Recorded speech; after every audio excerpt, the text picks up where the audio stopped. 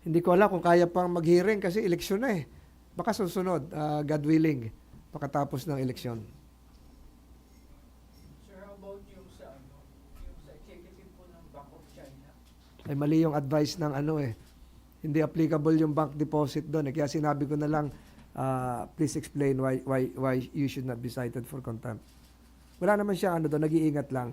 Advice ng abogado. Akala bank deposit. Hindi. Ang bank deposit ko, ano yung nakadeposit? Yung negotiable instrument law, pera yun eh. Pera yun eh. Negotiable instrument yun. Pwede mong endorse, pwede mong ibayad. Hindi sikreto yun eh. Di ba? Pag nagdeposito ka sa bangko, nilalagay nga sa plastic yun, pasa-pasa, hanggang makarating doon sa messenger yun. Di ba? Minsan nga sa post office, minemail na lang yan eh. Di ba? So, it's no longer secret. So sir, for operating a troll farm, Kasi kung secret yung cheque, di wala na magbabayad. Bayad ka ng cheque sa Meralco, secret? Hindi, pwede yun. Diba? For operating a troll farm, sir, for operating a troll farm, there should be a higher penalty. yes, sir, to discredit the government, the Philippine government, and some candidates, sir, ano yung pwedeng isang pangkaso sa kanila? Anong agency yung dapat na mag-imbestiga sa kanila? Yung sa dapat- candidates, may sinasabi si chairman kanina ng disqualification eh. Ewan ko, narinig niyo yun? Oo. Hindi na lang, kasi nagmamadali, hindi na natin may mga gawain pa sila eh. So, ang nakakatakot, yung troll farm na, sana, nabasa niyo ba yung Shayabra? Hindi. Wala ko.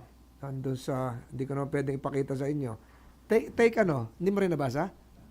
Hanapin niyo yun. Reuters, Shayabra, April 2025. Nandun ganun hihimatayin ka sa nangyari sa atin. Sobra. Sobra. Sa ngayon, sir, ano yung pwedeng kaharapin po nilang kaso kung meron yung Infinitas?